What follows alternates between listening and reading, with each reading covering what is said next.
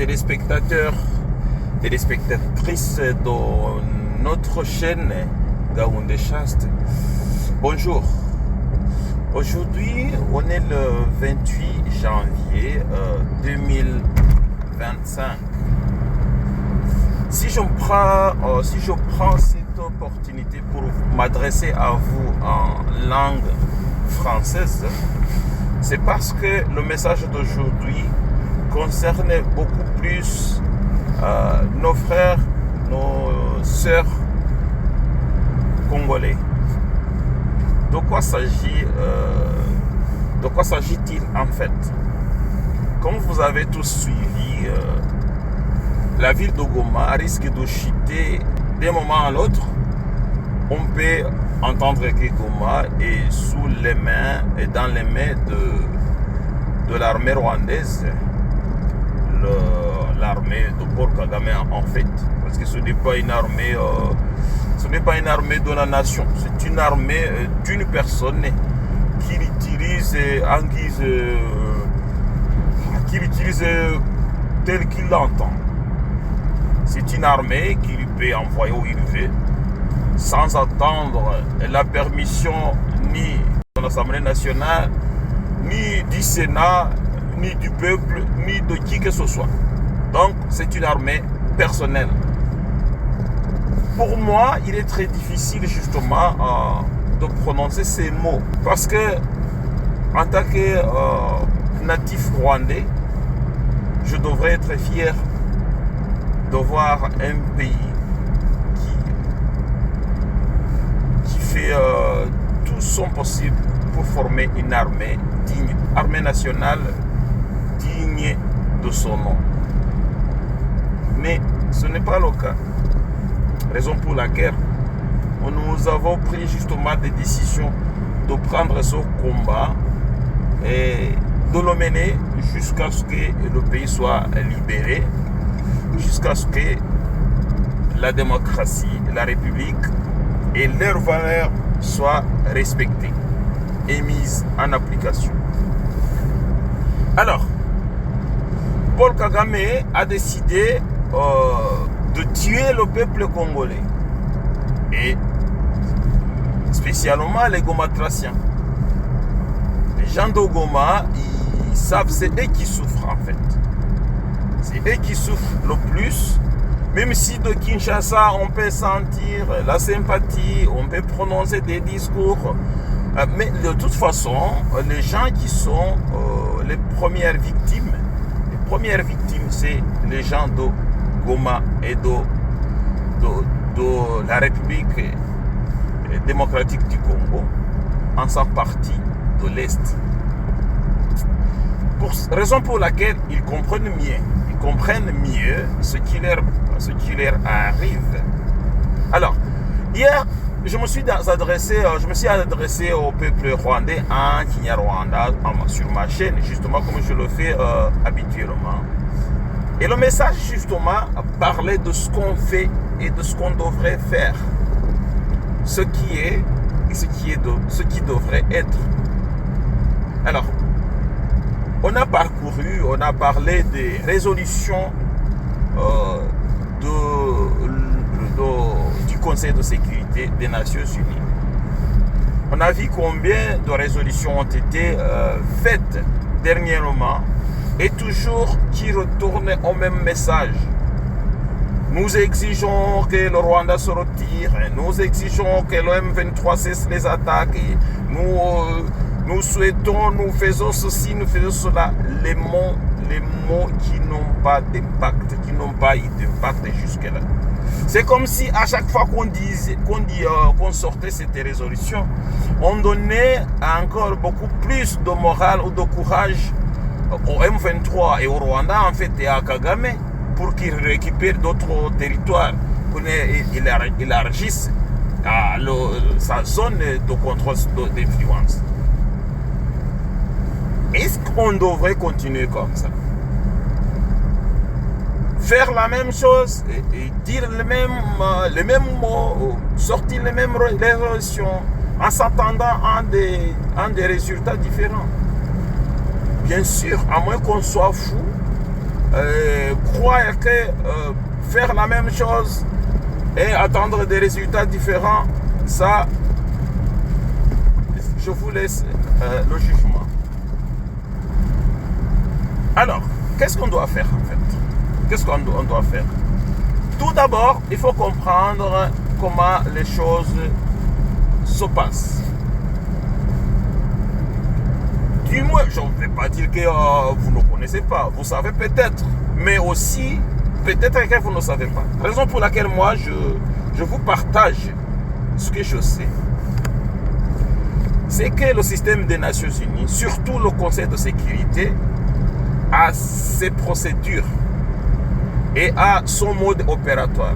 Et son mode opératoire consiste en ce qu'on appelle, c'est un système qu'on appelle penholder. Penholder, c'est en anglais, penholder, ça veut dire pen comme stylo, et puis holder comme la personne qui prend le stylo. C'est-à-dire une personne qui écrit en fait, qui rédige. En d'autres mots, si vous voulez simplifier, vous pouvez dire que c'est le rédacteur. Qui rédige quoi? Qui rédige ses résolutions. Justement, posez-vous la question, est-ce que vous vous êtes posé cette question? Qui rédige, qui prépare le brouillon ou bien qui prépare la résolution qui va être débattue devant le Conseil de sécurité? Bien sûr qu'il y a quelqu'un, mais c'est qui? C'est cette personne qu'on appelle penholder, c'est-à-dire la personne qui détient et qui a le stylo, le rédacteur. Et ce que vous devez savoir, c'est que à chaque conflit au monde, il y a un membre du Conseil de sécurité, un pays membre du Conseil de sécurité, qui a ce rôle, qui joue ce rôle.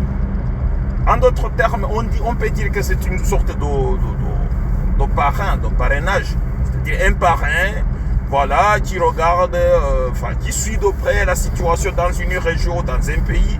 Et c'est cette personne, c'est ce pays qui va prendre l'initiative de rédiger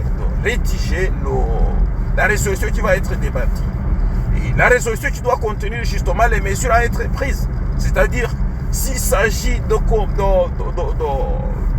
de sanctions, ces sanctions doivent être rédigées dans cette résolution. Et peut-être que les résolutions que nous avons vues étaient rédigées justement dans le sens que personne ne voulait les sanctions. Pourrions-nous dire que le penholder dans cette situation est responsable des résolutions ambiguës, résolutions sans effet qu'on a vues? C'est possible. Je ne sais pas. Peut-être on va découvrir. Mais c'est qui le penholder alors dans la République démocratique du Congo, dans ce conflit? C'est ça la première question en fait. C'est qui le penholder? Sachant que la République démocratique du Congo a été victime des attaques répétitives depuis bientôt 40 ans. Et chaque fois, il y avait un penholder. Mais ce penholder n'a rien fait pour... Vous savez bien que la RDC était sur la liste des pays sanctionnés. Sous sanction, surtout embargo en armes. C'est-à-dire que la RDC ne pouvait pas acheter les armes. Chaque fois qu'il fallait acheter les armes, il fallait passer par des procédures, il fallait encore aller faire la liste, il fallait encore présenter la liste à une commission, je ne sais pas, et cette commission qui allait dire oui, ok, allez-y, acheter les armes. Alors, en matière de défense, ceux qui sont experts dans le domaine vont être d'accord avec moi. En matière de défense, il y a le minimum de secret qui doit être respecté. Alors, vous vous imaginez, vous achetez le matériel de défense, mais avant ça, il faut que le message passe par plusieurs entités différentes, avec plusieurs personnes Et ces personnes, vous ne savez même pas qui est avec vous, qui est contre vous, qui va dévoiler l'information. C'est-à-dire qu'à la fin, vous allez acheter les armes, vous allez acheter le matériel militaire, mais que votre agresseur, votre adversaire, il est au courant de ce que vous avez acheté. C'est dans ce cas que nous avons vu le Rwanda agrandir son arsenal, acheter les armes sophistiquées, parce que le Rwanda était au courant. Le Rwanda, il savait le genre d'armement que détenait la République démocratique du Congo. Même si le Rwanda est un pays pauvre et qui n'arrivait pas, bien sûr, qui même aujourd'hui ne peut pas s'acheter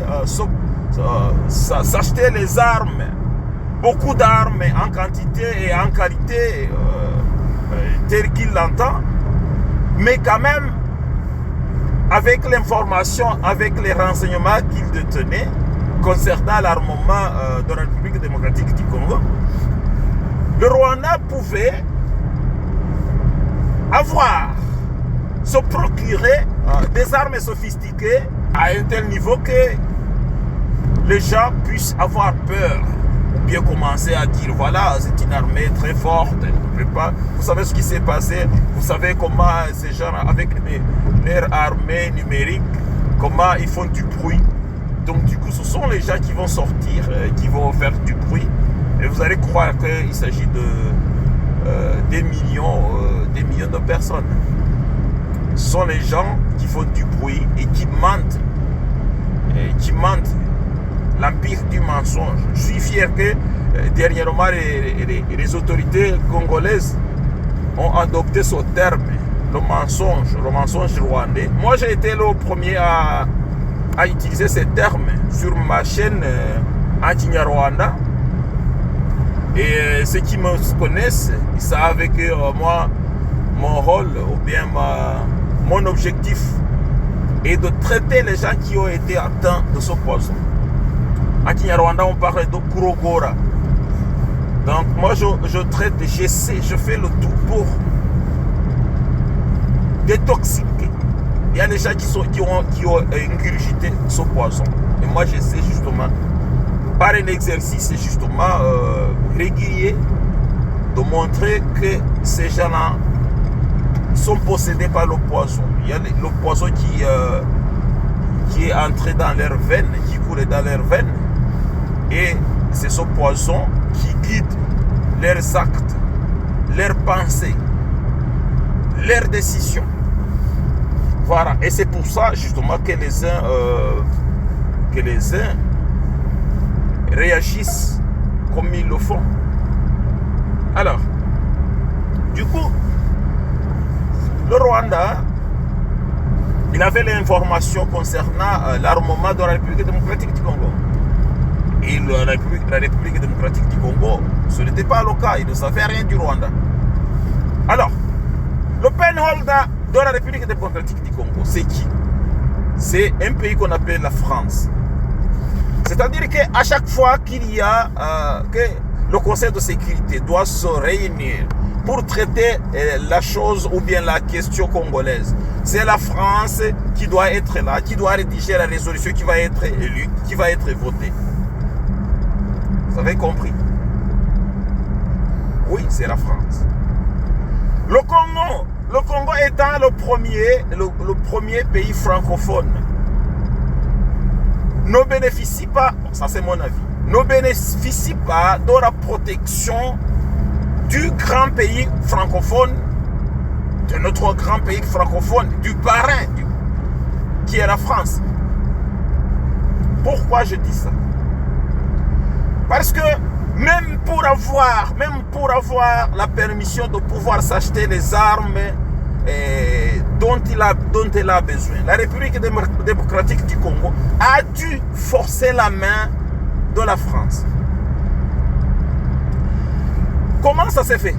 Vous vous souvenez un tout petit peu d'ici, il y a quelques années, quand le ministre d'aujourd'hui, le ministre de la Justice, Constant Mutamba, était encore dans l'opposition. Bien sûr, bon, je ne sais pas si on va dire qu'il est encore dans l'opposition alors qu'il est membre du gouvernement. Mais quand il était en opposition, qu'est-ce qu'il a fait? Il a conduit des manifestations qui ont laissé des traces indélébiles. Les manifestations à Kinshasa, et ces manifestations justement se faisaient devant les ambassades des pays membres du Conseil de sécurité. La France, et la Grande-Bretagne, et le Royaume-Uni justement, et puis les États-Unis. Voilà. Là, c'est-à-dire qu'en faisant cela, en faisant son mouvement, ce geste que moi j'ai apprécié, c'est-à-dire que Constant Moutamba, il a impliqué le peuple dans la prise de décision avec le peuple, ensemble avec le peuple. Constant Moutamba a dit, écoutez, nous le peuple, voici ce que nous voulons. C'est eux qui ont demandé que la France cesse de soutenir le Rwanda. Bien sûr que la France n'a pas cessé la collaboration avec le Rwanda. En fait, en passant, il faut justement rappeler ceci. La France collabore avec le Rwanda, en matière de renseignement, échange de renseignements. Ils ont signé un accord, ils ont signé des accords. Je crois qu'il y a 2 ans, il y a 1 an ou 2 ans comme ça, ils ont signé un accord. On a vu le chef de renseignement, le chef d'état-major à Paris, dans le temps c'était Bosco Kazura, il était à Paris pour signer des accords avec le chef d'état-major français. C'est l'accord de coopération, surtout en matière de renseignement. Et vous savez que dans l'armée, le renseignement est très très important. Et vous savez d'ailleurs que les experts militaires, ils se décrivent eux-mêmes comme des experts du renseignement. C'est-à-dire que le renseignement est une partie intégrante de l'art militaire. Alors, de notre côté, la France collabore ou bien coopère avec le Rwanda sur l'affaire du Mozambique. Sur l'affaire dans le territoire de Cabo Delgado. Vous savez que il y a un grand business. Il y a un grand business d'extraction du gaz et pétrole. Une entreprise du géant Total. Vous savez, le groupe Total Énergie. C'est un groupe de pétrole, un groupe pétrolier français. Et ce groupe pétrolier, il a fait des investissements dans le territoire de Cabo Delgado. Mais comme le peuple de Cabo Delgado disait non, on en a marre. On ne veut pas que nos ressources soient extraites sans que nous puissions en bénéficier. Par la manipulation, par la grande manipulation des Occidentaux en général, ces peuples seront qualifiés de terroristes. Ce peuple qui demandait leurs droits, il a été qualifié de terroriste. Et on a fait recours à l'armée de Paul Kagame pour aller sécuriser l'investissement du groupe Total Énergie. Groupe Total Énergie étant français et Kagame étant rwandais, mais qui veut collaborer, qui veut coopérer avec la France. Voilà le deuxième volet de collaboration entre le Rwanda et la France. De l'autre côté, vous savez que la France aussi collabore, coopère avec le Congo, la République démocratique du Congo. Tout à l'heure, je disais justement que la RDC étant le premier pays francophone et la France étant justement le parrain créateur justement Nkrumah, créateur de la francophonie. Et là, normalement, la collaboration, la coopération est naturelle. Est naturelle. Ce que je ne vois pas justement, et ce qui devrait être logique, c'était la protection du parrain au filleul. C'est-à-dire de la France envers la RDC. Alors, la France coopère avec le Congo, avec la RDC, en donnant l'entraînement militaire, entraînement en matière de renseignement, en matière de tout quoi, les forces armées de la RDC. C'est une coopération qui est là. C'est-à-dire que d'un côté, le Congo, la RDC qui est en train d'entraîner leur armée, et il fait recours à l'armée française en matière d'entraînement, en matière de formation militaire et tout ça. Et de l'autre côté, la France coopère avec le Rwanda en matière de renseignement. Est-ce qu'il existe un mur, il existe un rempart entre les renseignements qui viennent de Kinshasa et les renseignements qui partent qui viennent de Kinshasa pour arriver à Paris et les renseignements qui partent de Paris vers Kigali? Ça, c'est une question que je me pose. Je vous la pose vous aussi. Allez-y, répondez-moi. Si la France a une coopération en matière de renseignement avec Kigali et la France est en train d'entraîner l'armée congolaise, l'armée de la RDC, parce qu'entraîner, ça veut dire détenir aussi des renseignements. Vous allez savoir combien ont été entraînés. Ils ont été entraînés, ils sont capables de quoi? Ils sont entraînés pour l'utilisation, usage de quelle arme? Ça, ce sont les renseignements très importants et qui peuvent être justement importants à l'ennemi. Et moi, justement, je me pose cette question. Existe-t-il un rempart entre les renseignements d'un côté, entre la RDC et la France, et les renseignements de l'autre côté, entre la France et le Rwanda? Où est ce rempart? Où se trouvent ces remparts? On aimerait bien le voir, le savoir. Voilà. Du coup, j'apprécie beaucoup la sortie de Madame Thérèse Kaikwamba. Cette dame digne de respect, une vraie lionne. Je crois que tout le monde devrait s'inspirer de cette dame. Cette dame a prononcé un discours inoubliable lors du Conseil de sécurité du dimanche 26 janvier 2025.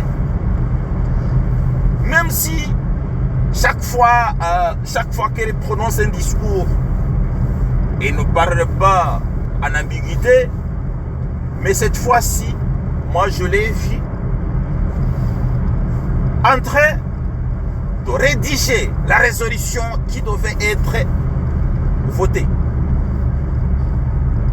C'est-à-dire que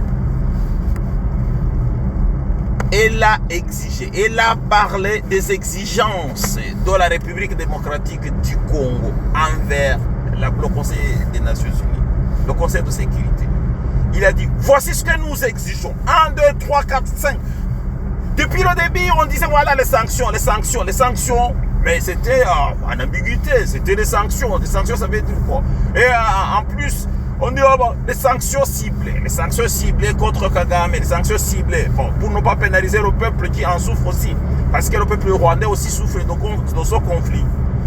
Étant un peuple persécuté, un peuple opprimé, on n'a pas le droit de s'exprimer, on n'a pas le droit de dire non à ce conflit initié et entrepris par Paul Kagame unilatéralement. Du coup, pour ne pas pénaliser le peuple rwandais, on parle de sanctions ciblées. C'est-à-dire, on cible les gens qui sont responsables. On dit Paul Kagame, on dit James Kabarebe, on dit le chef d'état-major aujourd'hui, le ministre de la Défense aujourd'hui, parce que sont eux, en fait, c'est ça la hiérarchie de l'armée. Alors, Madame Kaikwamba, elle a bien prononcé les sanctions que le Rwanda devrait subir. Notamment le retrait du Rwanda en tant que pays,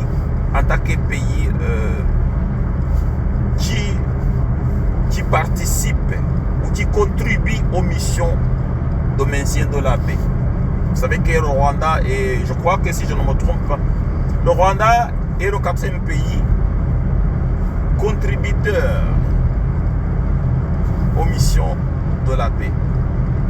Le Rwanda a été au Soudan du Sud, au Mali, en Centrafrique, maintenant au Cabo Delgado, Mozambique, voilà.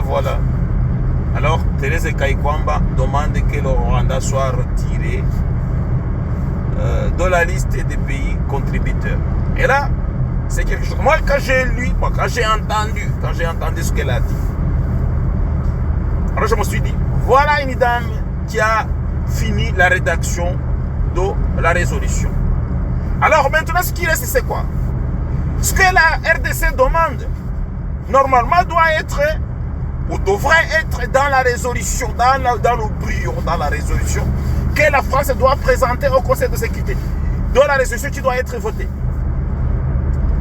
Par contre, ce n'est pas évident. Parce que comme on l'a vu dans le passé, ce n'est pas tout le temps que ce que la République démocratique du Congo voulait a été mis dans cette résolution, dans ces résolutions. Donc, dans mon émission d'hier, j'avais promis de parler justement au peuple congolais, d'exprimer mon avis. À mon avis, ce qui devrait être fait pour essayer d'encourager, pour éviter le terme de forcer la main, d'encourager la France, qui est le penholder, d'encourager la France à écrire noir sur blanc, sans ambiguïté, les sanctions que le Rwanda doit encourir. Il y a l'embargo en armes. Il y a l'embargo contre tous les minerais étiquetés from Rwanda. Parce que ce sont ces minerais-là qui alimentent la guerre. Ce sont ces minerais de sang qui pérennisent le conflit. Parce que c'est un conflit qui s'autofinance. C'est un conflit qui s'autofinance. Ils ont récupéré la mine d'Orubaya, ils extraient les minerais, et selon le dernier rapport des experts des Nations Unies, ils estiment que chaque mois, le Rwanda gagne au moins 100 000 euros, à partir de ces minerais. Ces minerais extraits de la mine d'Orubaya. 100 000 euros, c'est beaucoup. C'est 100 millions en francs rwandais. Mais est-ce que c'est 100 millions? Non. 100 000 multiplié par 1000. Et même 1000 et plus. Parce que le franc rwandais est en train de chuter ces derniers temps. Ça, c'est beaucoup d'argent. Et quand les experts estiment à 100 000, il faut au moins multiplier par 5. Parce qu'il y en a pas mal qui n'ont pas pu voir. Alors, qu'est-ce qui doit être fait en Pédomont? Pédomont, il s'agit de forcer la main, d'encourager, évitons le terme forcer la main, en termes de coopération, en termes de l'amitié qui caractérise la République démocratique du Congo et les autres pays comme les États-Unis, comme le Royaume-Uni, l'amitié, entre guillemets. Évitons le terme forcer la main. Utilisons le terme encourager. Pour encourager ces nations ces pays membres du Conseil de sécurité qui entretiennent de bonnes relations, entre guillemets, qui entretiennent de bonnes relations avec la RDC, afin de les encourager à soutenir une résolution. D'abord, en rédigeant une résolution avec les sanctions. Deux, en votant cette résolution. Voici ce que, à mon avis, ce qui devrait être fait, à mon avis. Un, nous avons un exemple. Constant Moutamba a organisé des manifestations pour parler aux ambassadeurs à Kinshasa. Alors, peut-être qu'il a été trop fort, mais pourquoi pas si ça a donné des résultats. En fait, pour que la RDC soit capable de s'acheter les armes aujourd'hui, c'est parce que Constant Moutamba et les autres, bien sûr, je ne vais pas dire qu'il a fait seul, parce qu'il était avec le peuple congolais, ils se sont mobilisés devant les ambassades à Kinshasa et ils ont dit, écoutez, ils ont dit à la France clairement, si vous n'intervenez pas, si vous n'arrêtez pas votre collaboration avec le Rwanda qui nous agresse, nous, on sort de la francophonie, on claque la porte. Ça c'était un. Deux, Constant Moutamba, on le voit devant l'ambassadeur, lui disant, écoutez, vous ne me faites pas peur, mais moi je porte le message du peuple congolais pour dire que aujourd'hui, il faut que votre collaboration avec notre adversaire cesse. Et ça, le lendemain, c'est le lendemain que la France a rédigé la résolution pour donner la permission à la RDC de s'acheter les armes dont elle a besoin. Aujourd'hui même, il faut faire la même chose. Mais il faut étendre l'action. C'est-à-dire, on va se mobiliser devant l'ambassade de France. On se mobilise. On dit aux Français, écoutez, chers amis, nous apprécions notre collaboration, mais nous vous encourageons aussi à rédiger, vous êtes le penholder, nous vous encourageons à rédiger une résolution qui est sans ambiguïté, une résolution qui montre les sanctions contre le Rwanda, le pays agresseur. Ça, c'est la première des choses. On parle aux Français, on parle à l'ambassadeur du Royaume-Uni, on parle aux Américains, parce que ce sont les grands qui ont la voix, qui ont leur voix, qui peuvent avoir leur voix entendue au sein du Conseil de sécurité. Alors, s'ils n'écoutent pas justement, peut-être tantôt de ne pas utiliser le verbe encourager, forçons la main. Disons par exemple, on peut dire aux États-Unis, écoutez, maintenant les choses ont changé. Aussi longtemps que vous avez l'ambassade à Kigali, votre ambassade ici devrait fermer peut-être. Pourquoi pas? Parce que là, on ne sait pas. Existe-t-il des remparts entre le flux de renseignements Kigali, États-Unis et États-Unis, Kinshasa? Aussi longtemps qu'un pays a les ambassades dans deux pays qui s'opposent, et à notre avis, à nos jours, on voit très bien que ces pays-là ne condamnent pas assez le Rwanda. Est-ce qu'on peut être sûr qu'ils ne prennent pas nos renseignements ici et qu'ils les partagent avec le Rwanda? Et comme les ambassades sont les places où le renseignement est collecté, de temps en temps traité peut-être, je ne sais pas, mais est-ce que il n'est pas temps de dire, voilà, écoutez, si vous collaborez avec le Rwanda, vous collaborez contre nous, vous travaillez contre nous. Est-ce que ce n'est pas le grand moment justement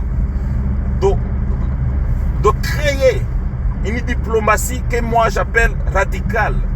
C'est-à-dire une diplomatie qui va contre les règles de la diplomatie que nous connaissons habituellement. Dire par exemple, écoutez, vous ne pouvez pas avoir l'ambassade à Kigali, avoir l'ambassade ici. Vous choisissez soit nous, soit vous choisissez Kigali. Voilà. Et les gens doivent s'exécuter. Le peuple congolais doit se faire respecter. Voilà, la France, vous avez l'ambassade à Kigali? Oui, alors quittez de chez nous. Partez. Allez au Royaume-Uni. Le Royaume-Uni, est-ce que vous avez l'ambassade à Kigali? Oui, alors restez à Kigali. Choisissez entre Kigali ou Kinshasa. Vous dites aux États-Unis, est-ce que vous avez votre ambassade encore opérationnelle à Kigali? Oui. Oh, et encore. Faites votre choix. Clair. Faites un choix clair entre nous ou Kigali. Est-ce que ce n'est pas le grand temps pour faire ce genre, prendre ce genre de décision? Est-ce que nous devons encore rester dans les normes habituelles? Alors que nous sommes confrontés à un mec, à un gars, à un monsieur, je ne sais même pas si on peut dire un monsieur, à quelqu'un qui ne respecte pas les normes. C'est-à-dire les normes, le droit international, l'intégralité territoriale. Ce sont les principes auxquels Kagame n'adhère jamais. Mais vous continuez à adhérer à ces normes. Alors, ça veut dire quoi? C'est comme si vous étiez sur le terrain de football et que l'arbitre étant là pour justement faire respecter les règles du jeu, mais qu'une équipe est autorisée à ne pas respecter le jeu. C'est-à-dire que, voilà, il joue avec les bras, voilà, quelqu'un qui va tirer au but, il va prendre le ballon avec ses mains, il court, il dépose la balle dans les filets, et voilà, vous acclamez, voilà, goal, il a gagné. Donc, si l'arbitre ne siffle pas contre l'adversaire qui a fait une faute, qui n'a pas respecté les règles du jeu, et vous allez rester les mains croisées, disant voilà, nous sommes des gentils, nous respectons les jeux, nous respectons les règles du jeu, mais quand à la fin l'arbitre siffle que vous avez perdu, bien sûr tout le monde va croire que vous avez perdu. Vous n'allez pas dire non mais vous avez vu, vous avez vu quoi? L'arbitre a sifflé que vous avez perdu, donc vous avez perdu. C'est-à-dire que si l'arbitre tarde à siffler, vous ne devez pas attendre trop longtemps avant la fin du match pour être déclaré vaincu. Non, il faut faire quelque chose pendant les 90 minutes avant que le jeu ne finisse. Comme ça, vous savez que vous devez faire quelque chose, sinon vous serez déclaré vaincu. Voilà, chers amis, voilà ce que j'avais à dire aujourd'hui. Peut-être que nous allons essayer de nous entretenir en français souvent, surtout parce que le temps est grave. Si Goma tombe, on se demande justement combien de temps Bukavu va résister. Si Goma tombe, tout le monde va douter de la capacité de Félix Tshisekedi à diriger ce grand pays. Si Goma tombe et que le Rwanda n'est infligé, Goma tombe et que le Rwanda n'a subi de perte, alors peut-être qu'il est grand temps de repenser à nos dirigeants. Merci beaucoup. N'oubliez pas de vous abonner à la chaîne et de partager cette émission en grande quantité. Bonne journée, au revoir.